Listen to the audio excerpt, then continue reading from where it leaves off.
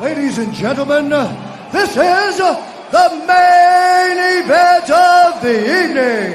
And now, senores y señores do Brasil and UFC fans watching around the world, live from the sold-out HSBC Arena in Rio de Janeiro, Brazil.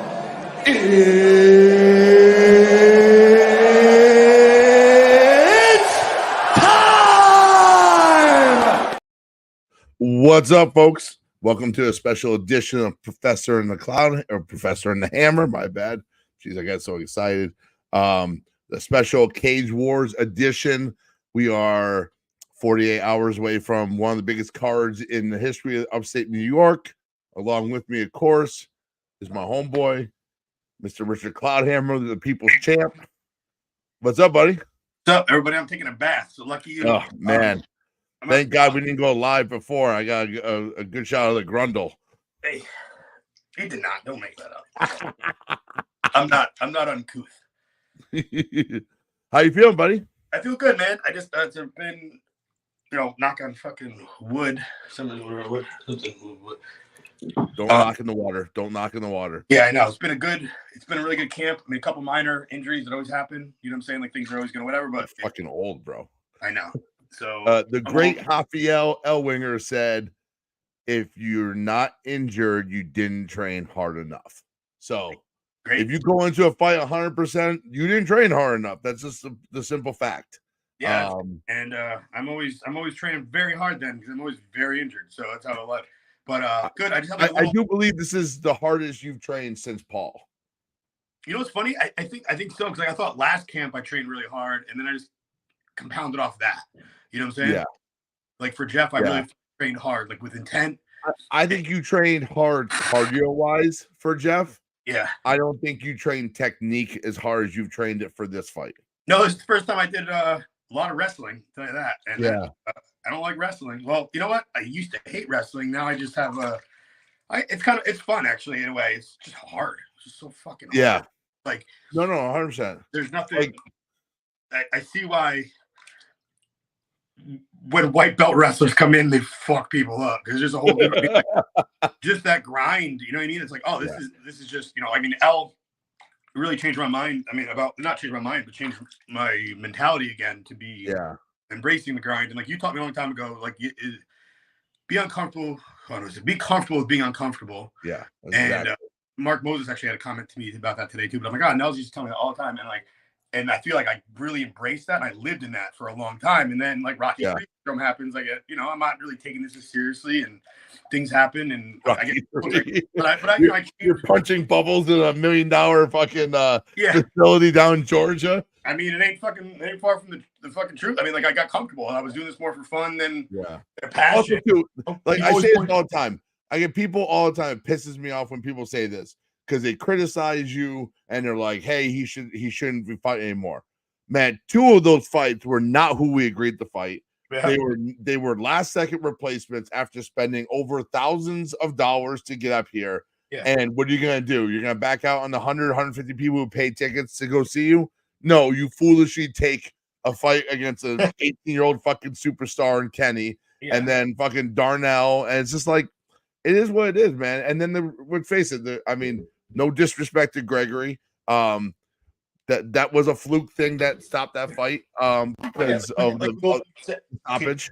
Still could have went either way, I feel, at the stoppage, and that sucks, So it's like, but it is what it is. But you still beat Gregory at one of his. I mean, I think he's a way better fighter now than he was then. Yeah.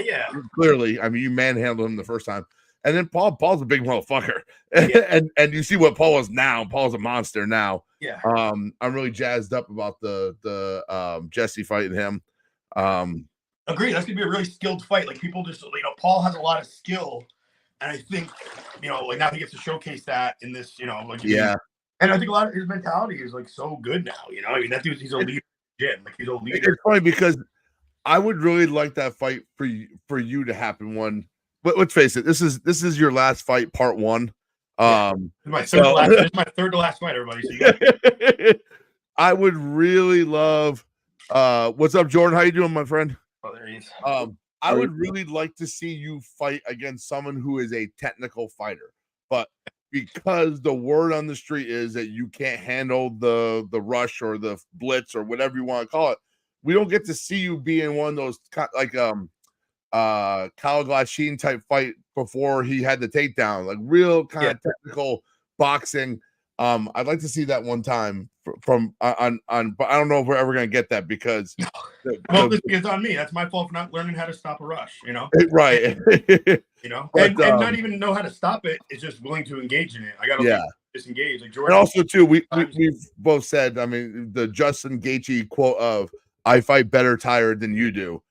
It applies to you, and that's why I really think I wish I would see the Gregory fight go another round because I think he started to get tired. I think you started to get tired, but like I said, your grind when you're tired is I've beaten the shit out of you multiple times, and still in the 4th and 5th minute talking mad shit to me as I'm grinding 290, 300 pounds into your neck.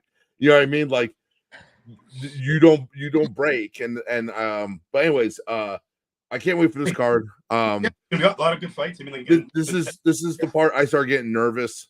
And it's mainly because like I can't do anything. I mean, I can coach, I can put your mind at ease, tape your hands, help you warm up, that kind of stuff. But once that door closes, it's just verbal, and we all know that. Let's face it. I mean, there's very few fighters that can listen to their corner and implement. Especially in your type of fights where it's chaos. I think the Jesse and Paul fight, I think we'll the corners will have a little bit to say in that fight in terms of how it goes. Because Paul's super coachable. It's crazy. And it's funny all around. Yeah, definitely, Jordan. Second only to me in coachability. I mean, I must say. Listen, jiu-jitsu in a quiet place where I can talk, I can paint by colors, walk you through a jiu-jitsu match, 100%. MMA, it's like fucking like the music's up to 150 and it's pure chaos. Yeah. And I had no idea until actually being in a corner and like being responsible for that kind of thing. Like we had, I think it was Ja versus Speckart. I was in there, and it was like it's chaos, man. And it's like, man, I have so much more respect for like the job you do and the job Duff does in the corner, because it's like if you have a guy reacting to it, it's so fucking like Luis with Rich. It was crazy. Yeah. The key, the real key to coaching and the whole 9 yards is not going against 0-0 fighters, because you never know what the fuck happens in those things. Like if you have a coach that can game plan and dissect your opponent and makes at that point, my job is done. I've already told Rich, we've already gone over what we think he's going to do, how it's going to happen. And if he doesn't do it, what's the other side of it? Like there's not a whole lot I can say to Rich other than, hey, he's making these tendencies. Like he's dropping his hand whenever he throws a right hand. Like, you know what I mean? Like, but like when I can't only imagine like a UFC fucking fight. Like how the fuck do you hear anything? Like the worst one ever was, I think I blew a vocal cord, was Luis versus Mende. Yeah. Because that fight went to the ground immediately. It was 3 minutes of on the ground, and I'm yelling instructions to Luis, and Mende is basically taking everything I say and countering it, wrestling wise. High level. Yeah, and Luis at that time did not have the wrestling acumen to implement it. You look good. You look sexy. Dude, you do. You look sexy. It's insane, man. Yeah. But I think what makes it worse is the fact that the two people who I'm in the corner of, I consider to be close friends with. That's the toughest thing, because it just I can't. I'm still with you. I just lost camera. Yeah, it's okay. It's really hard to my wife wants to know what the hell is Rich doing? Get him back, bro. Naked. I just trained, taking a bath, Carrie. This is sex sells. This is what the Podhammer cat. So we took a vote. Who's taking their shirt off? Liz Hayes says, shaking my head. They're giving away OnlyFans content for free. Yeah, don't have like it's the teaser don't trail. have like an Anthony Pettis where the towel just comes up too quickly. Or Max Holloway. Yeah, right. I think it was. So back to what I was saying. And real quick, let me divert real quick. I gotta make a couple announcements real quick. For Jucal family members, February 25th, Jucal's coming up, do a seminar in Scotia. April 7th, Professor Jucal's getting his Cora belt. I'll be sending out more details about that. I think many of you have seen Andre Tavish's Upstate Grappling Tournament. Clever Combat. Yeah, he does that Clever Combat. Well, that's going to go on the road and hit Team Jucal Scotia for a little cross promotion. We're gonna do some grappling matches at Team Jucal Scotia. When? I don't know if we have a date yet. I want to say it's late. I want to say it's late March. Oh, yeah. Who wants it? Get in line. So, but we're looking to really make a big turnout. For many of you who follow me or friends with me on Facebook, you saw the debacle last night of me busting chops, and it got to a serious moment. I'd like to bust Andre Tavish's balls. That's just the way it goes. Especially when he shows up in a flame suit, you know. That was, dude, incredible. Great suit. So Andre puts out a post. Andre, if you're watching, log in. We'll get dude. If Andre's out there, I'll send you a link, buddy. Hey, Carrie, I just want to say, Carrie Larson, I've never seen you watch this before. Second, I get in the bathtub, you're fucking number one viewer. So sex sells, She's buddy. been watching the whole working. time, just silently. It's working.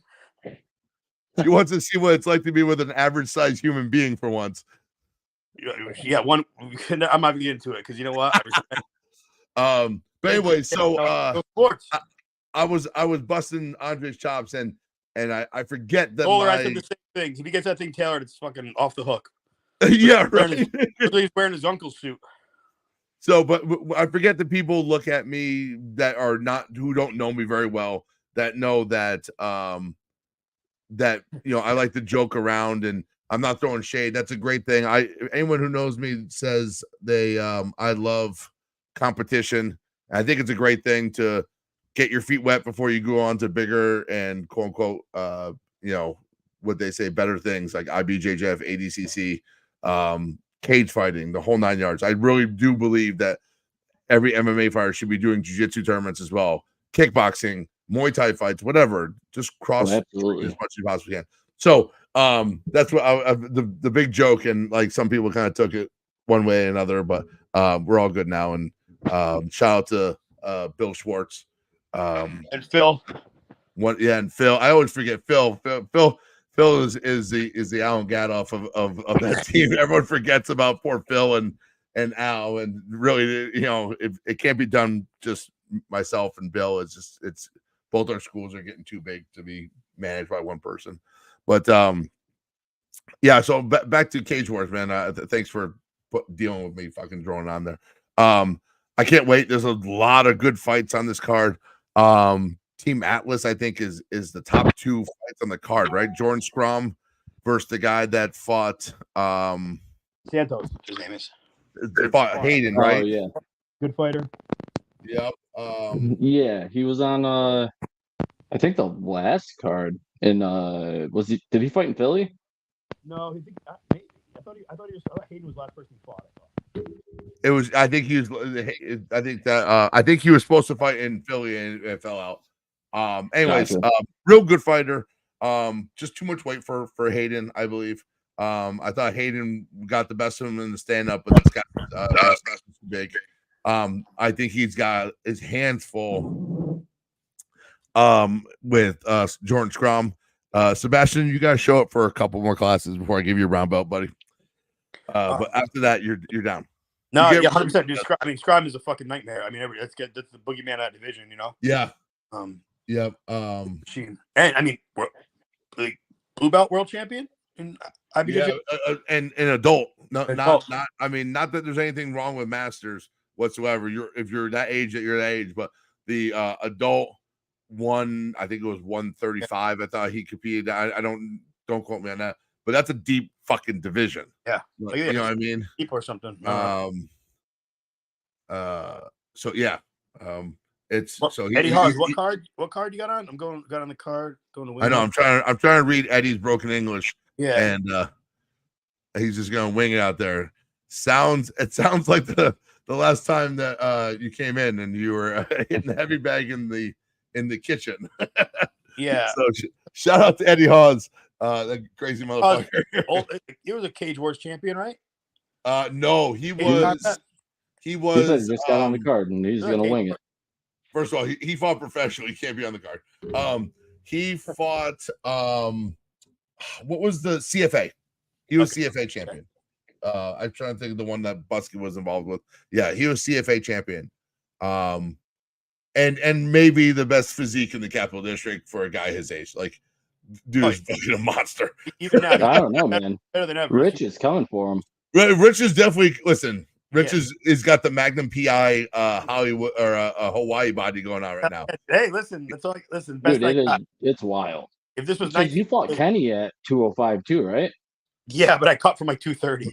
Bro, that was a rough cut. Too. That was a really rough cut. I'm really glad I don't have to kill Rich in a weight cut. All water. I'm like underweight. That's why I want Ed Kinner's supposed to come on. I want to see what the limit is here because and then the undercard is Trayvon. I don't know Trayvon's last name. Forgive me for the black kid with dreads from Atlas. Come on, Nelson. We gotta do better than that. Like, we gotta do better than that. No, that's what we get done. MAGA 2024, buddy. Yeah.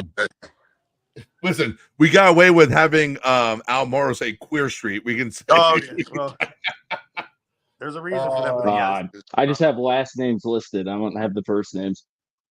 But I do know who you're talking about. Trayvon Martin. No, never mind. Wow. Talk about doing better, buddy. No, I'm reading. I just Googled it. I put it in Facebook and it popped up, and that's what came up. Now we're getting shut down now. Yeah. Well, I mean, I can say that. It's all over. Yeah. What the fuck? I don't know. Mike Goldberg would say. Trayvon Thomas. There we go. Is fighting Porter. That's a great fight. Jahil Palmer. Really good fight. What do you think, being your teammates with Jahil, what do you think about that fight coming up for him? Oh man, Ja, he's a dude that's like sneaky strong, just like super tough guy, and he's been grinding and going for it since the day he stepped foot in the gym. So it's been a long time coming, and there's been a lot of roadblocks where people fall out or whatever happens. So he's had a bunch of fights just get called off and kind of got put on the back burner, no fault of his own. But it's super cool to see him get out there and finally get the title shot. And I think, he has every intention of taking this thing as far as he can go. I know the two of them are not like dying to have that fight again, Jahil Palmer and Hayden Speckart, but I see them either professionally or whatever collision course. Again, there's not that many 125ers out there. Absolutely. Here's the CEO of MAK. What's up? Hey guys, didn't know I was going to be on tonight. Hey, listen, that's how we do it. This is Guerrilla Podcast. Hey, we didn't know what Hey, that's awesome. I'm glad I got the invite. Good thing I checked my messages, huh? We were talking about Upstate Open. Oh boy. Yep.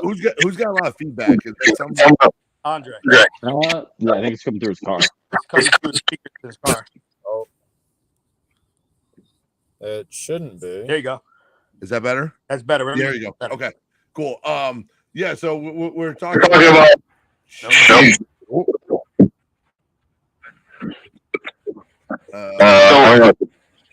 that's Andre. What? You're getting back. Do you have Check, two check. phones on? Is somebody watching it next to you? Yeah. No, I'm the only person here. So. And is it going through your? Oh, there it is. It's gone now. Yeah. Whatever it was.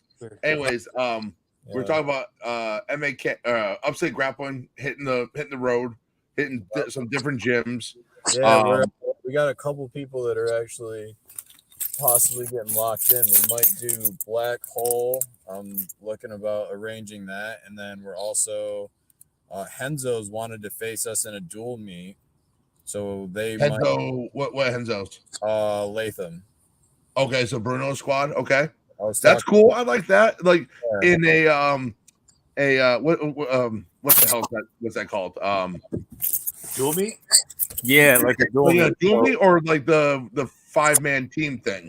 So it would be dual meet style. So Okay. basically the difference between that and what jiu-jitsu usually is a lot of times you see these jiu-jitsu teams, they do a quintet. And a Quintet. Thank you. quintet's like everyone faces everyone and you kind of just stay in until you get eliminated. You got a total weight to stay under as a team. Yeah, and we're going more of the like wrestling, high school wrestling style where pretty much everyone has their own weight class. Like I know for a fact if I go in there, I'm facing the 192 guy or 185 guy. I have to make sure I make weight. So it's a little bit different. Like me, Phil, Al, all of us are like former wrestlers and shit. So we're just really trying to get back to our roots a little bit with So that. how do you match that? How do we what? How do you make the matches? Like, do you just say to like Bruno's like, here's all my guys who are willing to fight, and then just match them up? Well, actually, we do more of like you have 5 slots. It can be any skill level. Here's your weight classes. You don't tell the other team who you have in what weight until you get to the event. So, I like that. so I'm not going to know who I'm facing until we step, like as soon as I see him weigh in. All right.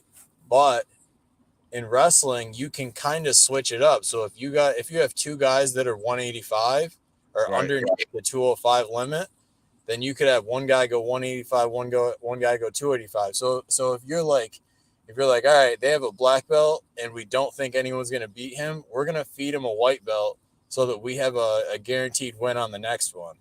Yeah. So it's I very. went to a wrestling match not too long ago at Burn Hills, and I saw that. Like, I've never seen that before, where they're like, it could be this guy or this guy. Like when they introduce it, that's weird. Yeah, I think it really makes it more of like a shock factor. And the shock factor is kind of what we're trying to get to. We do these competitions. We kind of want like random people to show up. I make matches like pretty much right before you step on the mat. And then we pick the rule set actually when you're on the mat. So you walk up to me and I go, okay, what rule set are you guys thinking? And then they kind of, talk to each other a little bit. All right, I kind of got to get ready for this. Can we do this? Yes.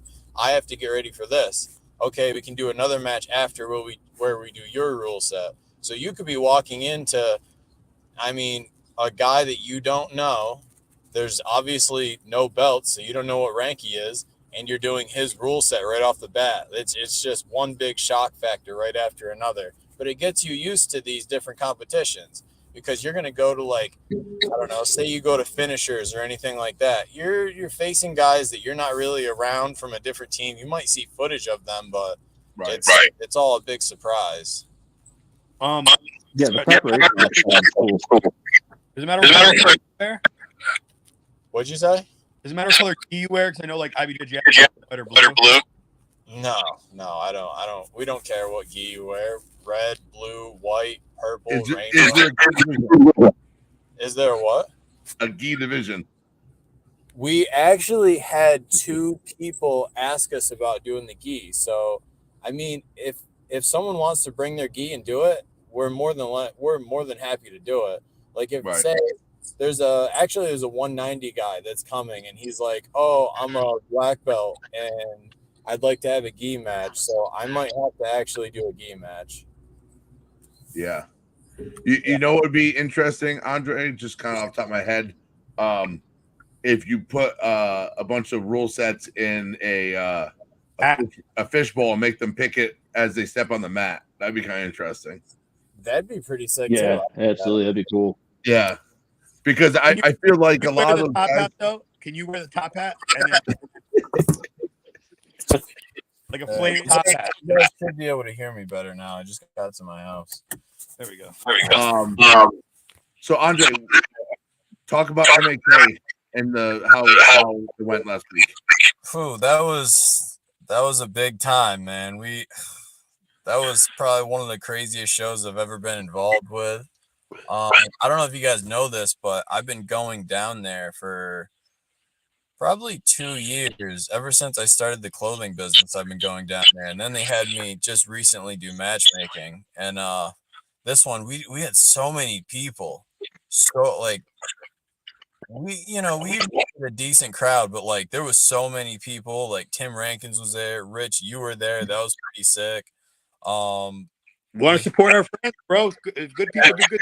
Gotta support them. Yeah, I think like 13 teams, which is that's a really high number of teams. Usually guys bring like 3 or 4, but I just had so many different teams there. Everyone sold a ton of tickets. We had I think we had 9 vendors. We had 5 different photography crews. We had 2 guys that were on drones. We had Drugs? Yeah, that was me. I was gonna say there's a lot of you on drugs. That was me and Ash. We were, I was at home on drugs watching. Yeah, there was so many people that were going live. Actually, next time we're going to have someone who's strictly doing social media while we're there, because like guys were tagging me and stuff. Guys were tagging the promotion. Yeah, but I can't interact with it. So a lot of times I do the social media. I can't do I have a lot to do during the event. It's crazy. I'm running around. What'd you say? We saw the word. I know. Like you see me for like 2 minutes at a time. I'll come sit with you, whatever, and then I'm gone. But like we need a guy that's gonna strictly do the social media part, and like during the show, like go live, answer comments, answer emails, tag people, take pictures, post a story, repost story, comment, everything like that. So that's gonna be a big role. That's what I'm made for. Rich, if you want to do it, like we are definitely looking for someone, and you send the contract. I might look over it. I'll send the contract. Sounds good. You got to talk shit about Leprechaun at least 2 times while you do it, though. It depends. We might be cool by then. When I humble him, and he we got Ed back. he repents. The mayor's here. Repents. Great show, Andre. I was very impressed. It was a great show. So. Good job. Listen, I'm gonna say something while Ed's on the line here. The fact that you pulled off 12 MMA fights in your second card doing this with USMTA, which is the most strict governing body in MMA, is impressive. I think, right? 13? 13? Is that what it was? Yeah. 13, 13 total. Yo, can I also plug that barbecue guy was fucking legit. Who? That barbecue guy, really good food. Oh yeah. He usually. Wait, there's barbecue there? Yeah. I'm coming next time. I'm working next time. Yeah, we should have made it over there. Now, God damn. Damn, I fucked up. We're actually looking. I have a lot of people that are trying to get in contact with me to vendor the event. So next time, hopefully, we have like. Dude, that added so much fun to it because like there's shit to do. What? No, because there's shit to do. There's stuff to look at. Is my mic better? My mic's horrible. Somebody said my mic sounds like shit. No, you're all right. I think it's a connection. We're getting less feedback now that Andre's home. So yeah, but I thought I like that because it was like active. It was cool. And I like the festival setting. Yeah. Facts, John. Thank you. I am sick. I miss out on barbecue. Me too. Ed Kinder, buddy, how you doing? I'm all right, buddy. What's going on? Nothing, man. How is it for you to have back-to-back shows? Is this like chaotic for you?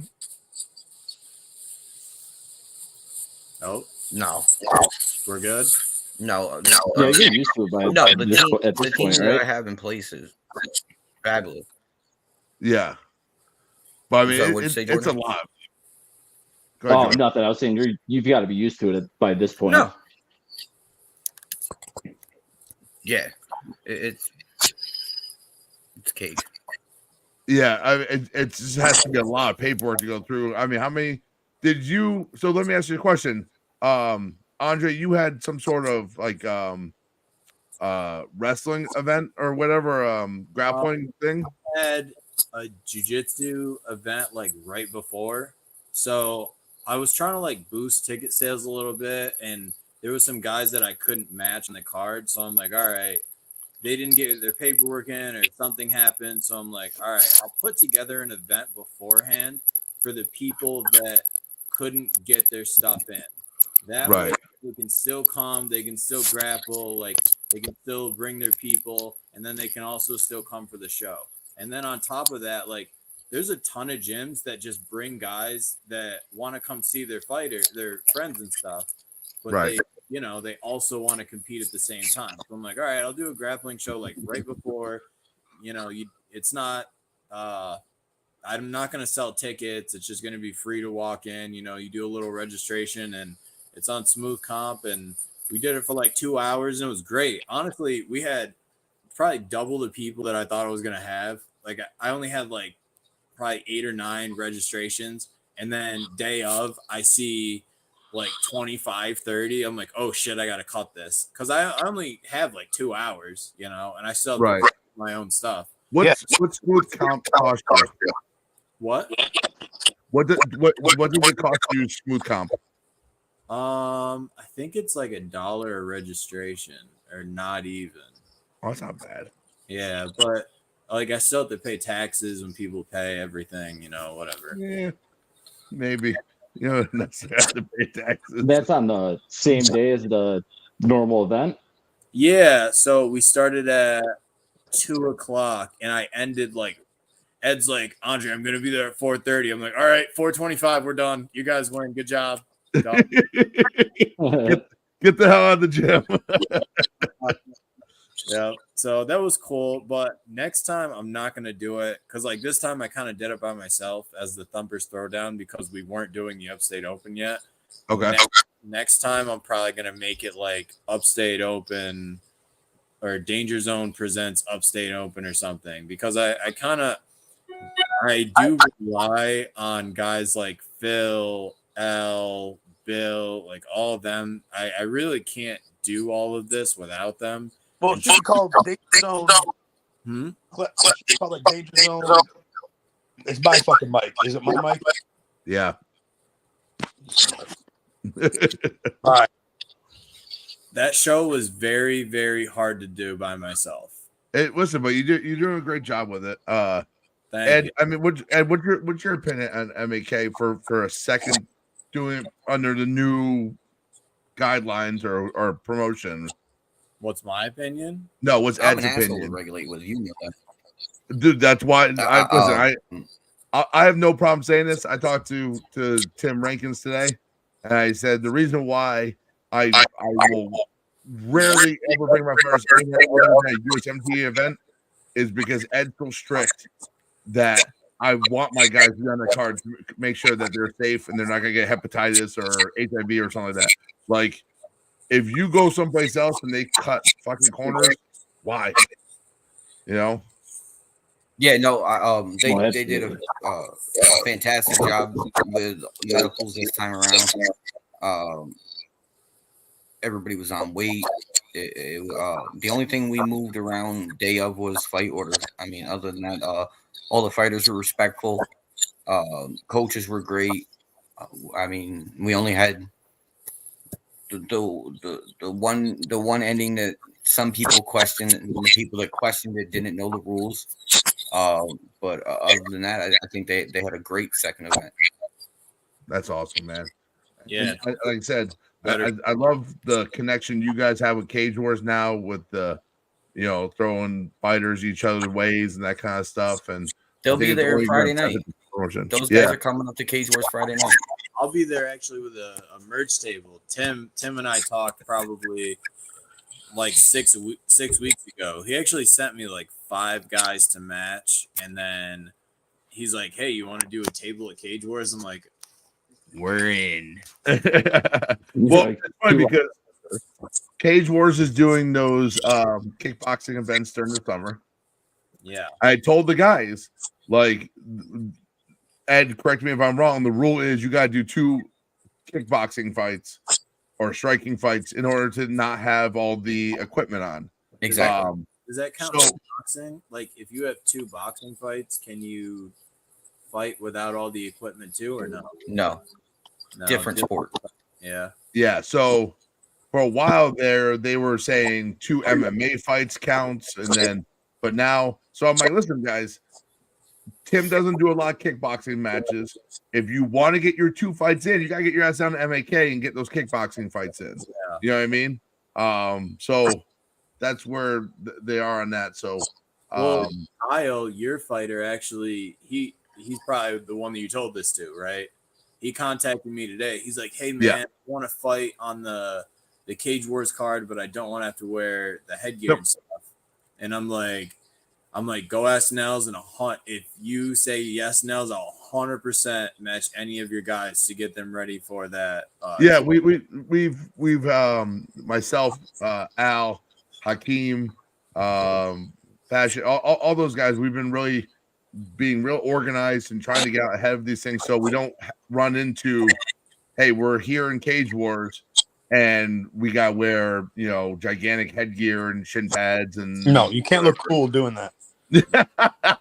and that's what we're looking here. That's what we're here for. Look cool. 100%. Hyped about it. He messaged me. He's like, "Yo, man, we're bringing like after the show because you guys had Trevor Bush on.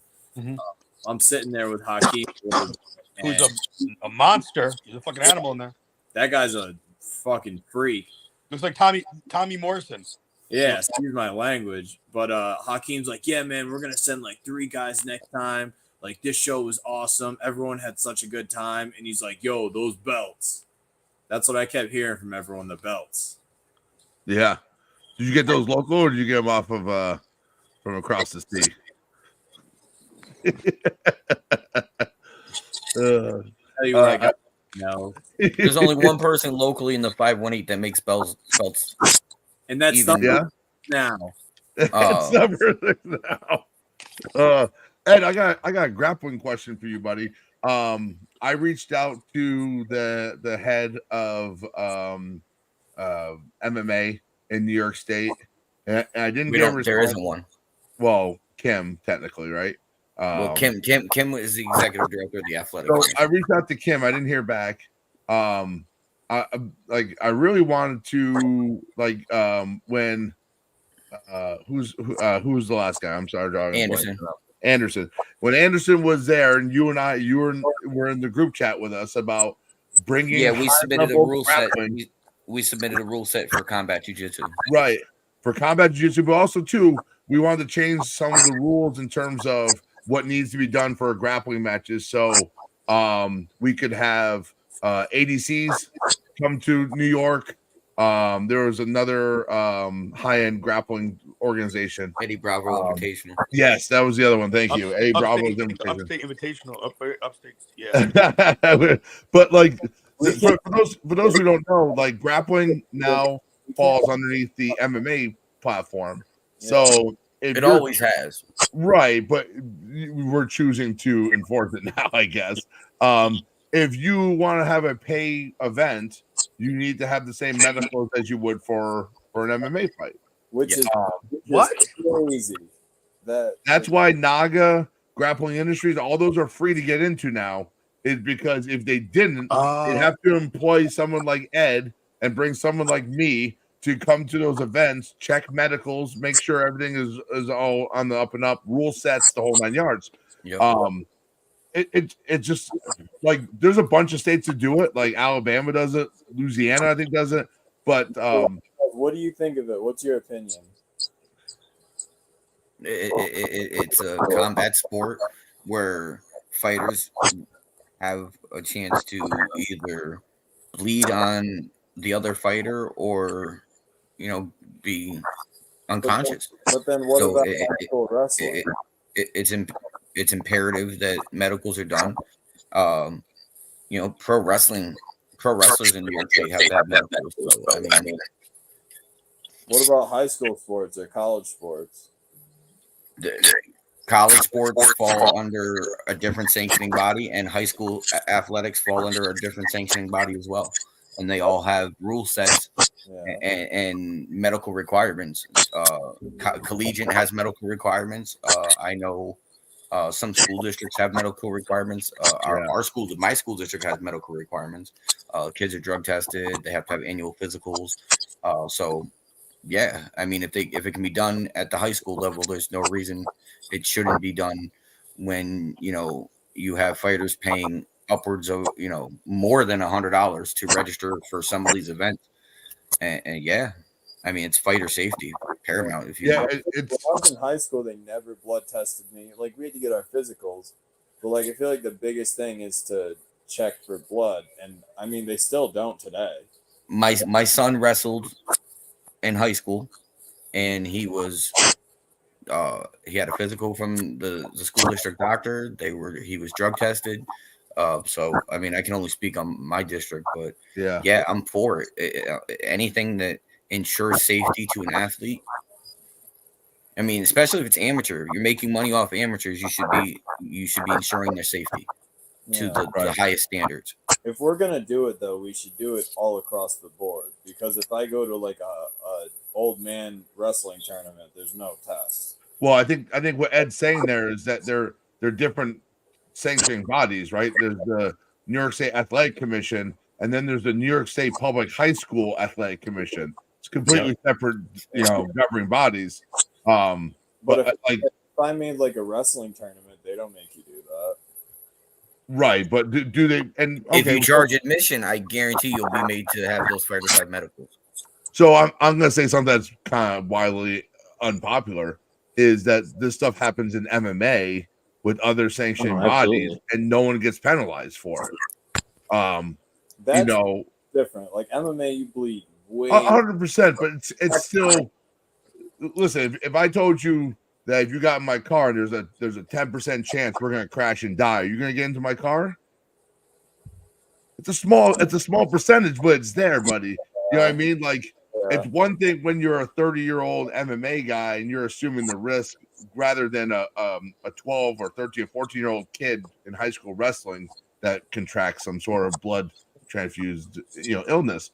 I'm right down the middle because I'm like, I agree with Ed in terms of like we should always side on the side of safety and all that. At the same time, I think it's really stupid that the only thing that gets us away from that is paying at the door. Because if it's really a safety issue, we shouldn't be doing it at all. It's not that big of a deal to do every 6 months a physical. I think every MMA fighter once a year now in New York State, because if you remember, I was too strict and they asked me to make it the same as everybody else. The one thing I do believe that is tough, and it's not anyone's fault other than society, is the fact that it's almost impossible to find a doctor these days. And the requirement is a physician as a doctor to sign off on your physicals. You go now, you go to the clinic. Anyways, they're all 3 to 5 months out. What's that? They're like 3 to 5 months out. Like, if you try to take a fight on 2 weeks' notice, like you almost can't. Right. That's why I recommend to all our fighters is that you have a primary doctor, you find a primary doctor, and then you get at least a physical every year. Blood work and physicals are good for a year now. So stay on top of it.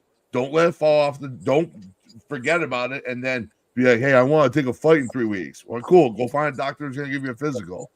You know what I'm saying? Is the blood results. I mean, you're getting blood results now in 24 to 48 hours. So LabCorp's awesome with that stuff. Yeah, they're I got mine done in like 2 days. 2 cards. I remember when it was weeks waiting for it. Real quick, a Corey Quintano story. The first time he competed in Cage Wars, he had broken up with his girlfriend 2 or 3 weeks earlier, and he hands me the blood work that he just had done, and he goes, just to let you know, the status of this blood work may have changed in the past 2 weeks. So I'm like, okay, thanks, Corey. just playing it safe. Like, don't touch me, Corey. Yeah, exactly. Yeah, so I mean I can't wait for this upcoming card. I have a question. yeah. When Cage War is going to get into the grappling scene? Because I saw that they were willing to do Jericho. Well, what's up with that? Can I get on one or? Listen, I've been lobbying Slim I'll face literally anyone. to give me a slot. Let me build a 12 or 13 or 14 person card and do this correctly with the proper matchups, not a purple belt versus a white belt or anything like that. Do a platform, no cage, and let them and we'll fill that place easily. This is a jiu-jitsu town. Everyone wants to see me versus a certain really good guy in the area. Rich Bro.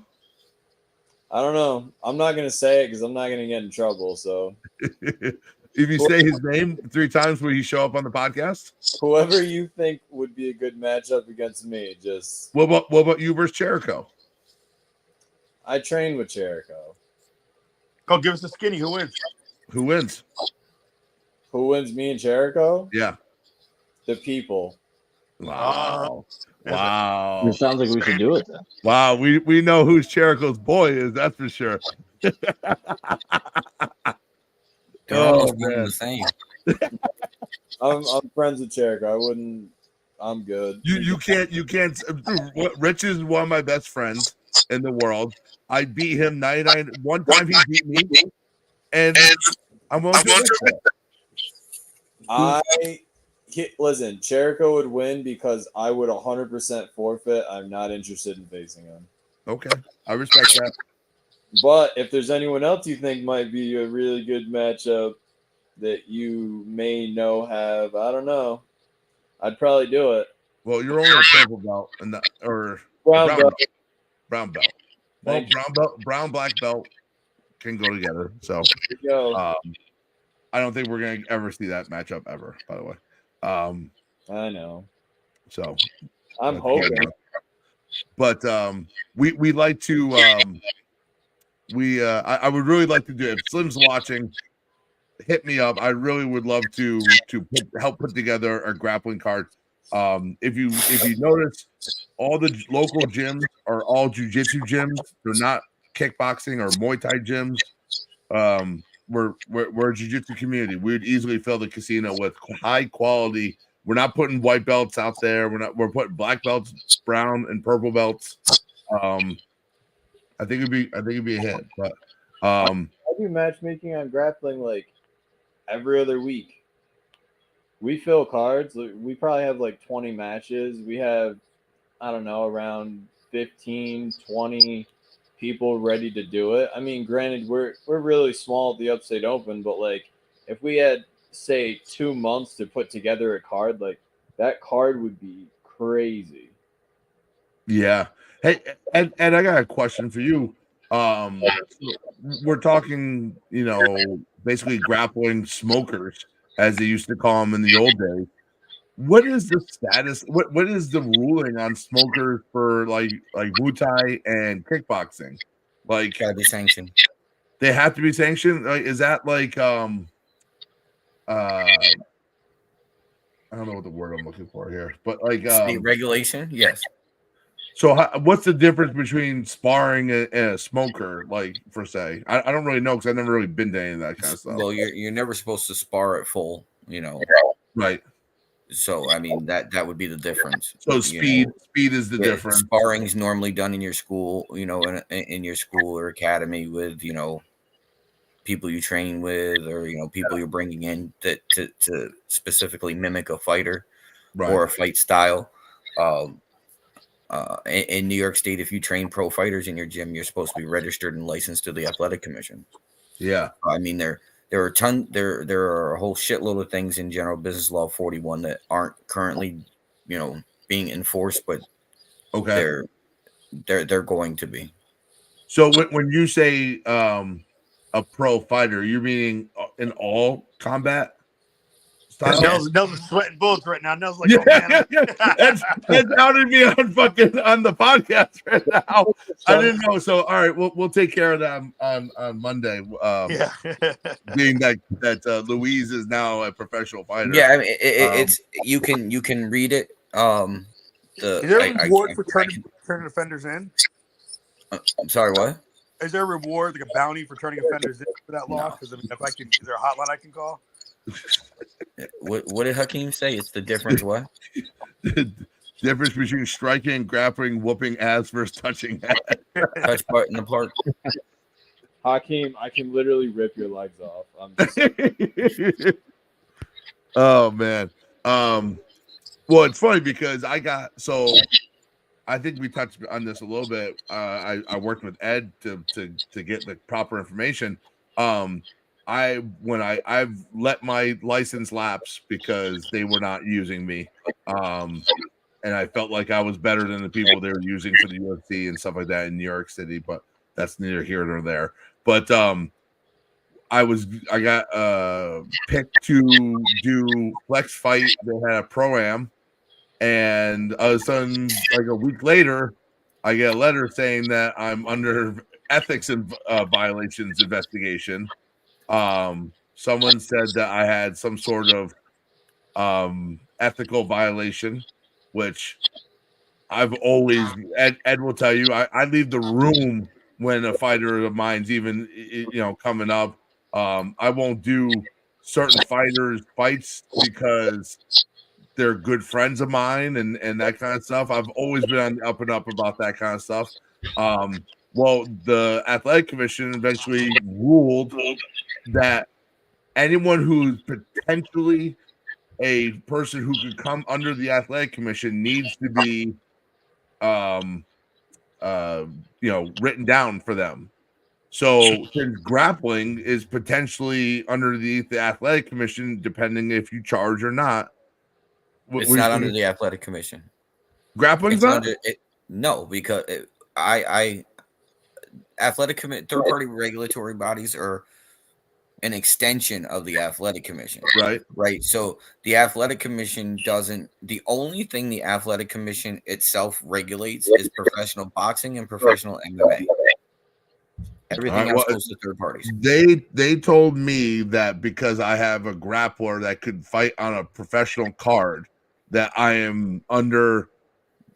Basically, I need to send. I had to send my entire class list to the Athletic Commission. What's that?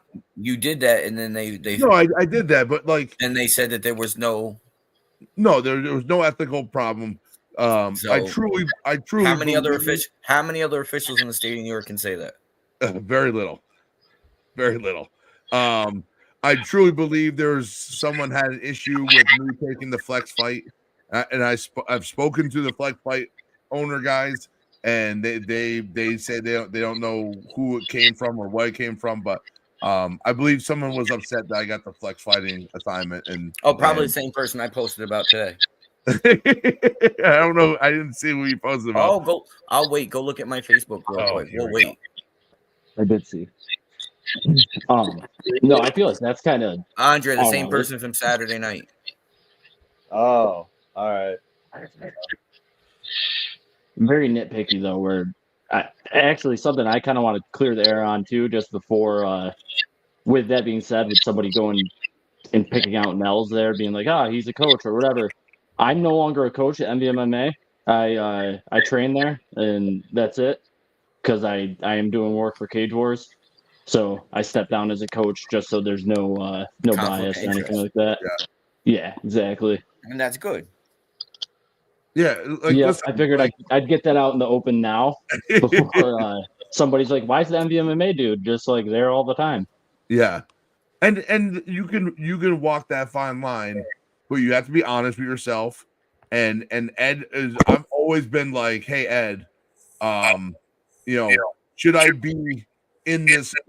I'm refereeing a fight, or I'm being in the back, or I'm doing something. And there's a Jacal member close. I'm like, hey, should I be here? And Ed's always like, is there a conflict issue? And I'm like, no. And he's like, then you're good. You know what I mean? And Ed's always super approachable in terms of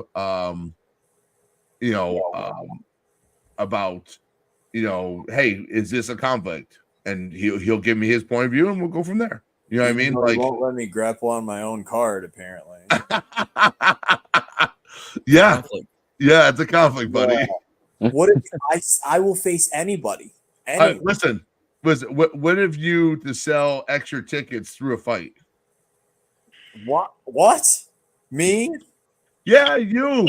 No, I would beat the fuck out of somebody. All right. How about you schedule a fight against a guy who looks like $1 million, and that you falsify their grappling credentials just so you can look better? No, I want the best of the best all the time. I understand you're in the small minority, my friend. So there should be an exception. Yeah, I mean, there's even like James Krause, and the UFC fighters aren't allowed to gamble on fights at all anymore, and coaches and across the board. Someone asked me the other day, can we bet on Cage Wars fights? And I said that Team Jakal would be the biggest 50-50 team of all time. Win one, lose one. Win one, lose one. You don't give a casino in Schenectady the ability to fight on local fights. Someone asked me if they could bet on MAK. I'm like, I have no idea about that whatsoever. Like, I don't know. Betting on amateur fighting seems odd. Listen, dude, they let you bet on WWE, so it's out there. Yeah, there's some of it too, because like I went out to Piersman's fight 2 weeks ago, and Cage Titans out there. It was by a casino, and Steve Domenico was out there, and he was telling me he on his phone was betting on the fights. Jesus Christ! How would betting on WWE work? You bet who wins the Rumble. You bet, dude. It's dead serious. Go to like DraftKings. Predetermined. What's that, Ed? Wrestling's predetermined, so why would I know, bother but betting on it? Yeah, it seems like I don't know. But if you have an inside source, you could just make a shit ton of money. Oh, I'm sure. I think it's we keep losing Richie. Yeah, Rich keeps but I've been to Vegas. I go to Vegas almost every late August for Jiu-Jitsu Worlds, and at that time they have pro NFL preseason, and you see you see people all the time betting on preseason NFL, like when the third string quarterback is playing. It's crazy. It is absolutely crazy, but you give something an option, people will bet on it. I mean, I don't have a gambling problem per se, but like you can't oppose to me like betting on WWE because I might do it. I don't know what outfit is Roman Reigns going to come out with tonight, like stuff like that. Yeah, listen, I do have a bit of a gambling problem. I love to gamble on everything. I'm so bad at it, dude. Yes. I'm so bad at it. Yeah. I bet on horses. Horsing, yeah, horse racing is. Ed, as someone who runs USMTA, can you bet on UFC fights? I won't. You won't do it? No, I won't bet on any combat sport. It's a conflict of interest. Yeah. Say hi to Julia. It's interesting. That's my favorite jiu-jitsu player in the house, by the way. Yeah, I'm sure it's a stupid gi. No offense. Oh man. All right, boys, we're gonna wrap this up. It's 10 o'clock. Some of us gotta go to bed, go to class or work in the morning. But I appreciate you guys also. I'm really happy for you, Andre, that everything's working out good for MAK. Give me like a half-hour heads up. Jeez. No, listen, this is like it's literally guerrilla podcasting. Richie like called me, like I was at a basketball game 20 minutes ago, and then like Richie's like, "Hey, let's do a podcast. We'll throw a bunch of invites out to Ed and Andre and whatever, and we'll just see who shows up and who doesn't." Yeah, because he wanted to talk about the timidity rule real quick. Let's talk on that real quick before we go. All right, go ahead, buddy. All right, absolutely. So, in reference to a bout that happened on Saturday night, I 1000% agree with the call that our referee made. I sent it to the ISKA, a video of it to Joe Wall, the ISKA. He agreed with the stoppage, and I sent the video to Kim Sumler, who's the executive director of the Athletic Commission here in New York State, and she agreed with the stoppage. Referee was 4 feet from the action, knee right to the abdomen, did not hit the groin. The fighter became timid, didn't want to engage his opponent. He was told twice to engage. Third time the fight was called off. I've heard every excuse. He was pointing to his mouthpiece. Well, ABC rules states that you don't stop the action; you wait until there's a break in the action. So the referee dealt with that 100% correctly. It was verified by multiple sanctioning bodies and the state athletic commission themselves. I wholeheartedly feel that fighters, coaches should learn the ABC rules for the combat sports that they teach. They should learn the judging criteria so they know what judges are looking for. And hopefully this spring, well, not hopefully this spring, if not sooner, we're going to be having an ABC accredited training seminar again this year with Dan Leotta as the trainer. You want to use my gym again? Last time it was Probably. winter, and the snow stopped me. So yeah, let's definitely go spring for sure. Yeah, we're definitely gonna. Dan is a fabulous instructor. I've sat through a couple of these with a couple of different instructors. They're all great. Dan is just, What's up, Kyle? Yeah, I'm friends with Dan, so it's but he's he you learn and it's not just learning. He breaks the monotony with some jokes and some laughter. But it's a very thorough class. It'll either be done over one day, a very long day, or over 2 days short. Last year we did it 1 day in the gym.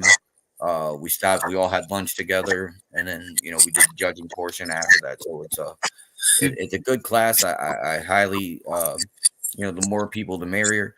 We just need a minimum of 10 to schedule it. Did we have the cage last year set up by then? Yeah. Yeah.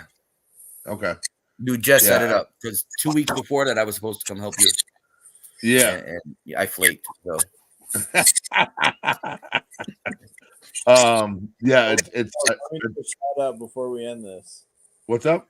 Let me do like a shout out and event stuff because I have a ton of stuff coming up. Go ahead, buddy. Go. So our next MAK Danger Zone is going to be June 1st.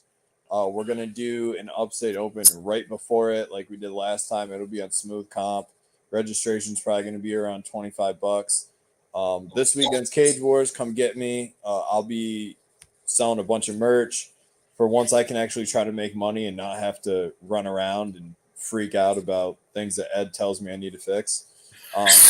And the following weekend, so what is that? The 17th, we're doing the Upstate Open.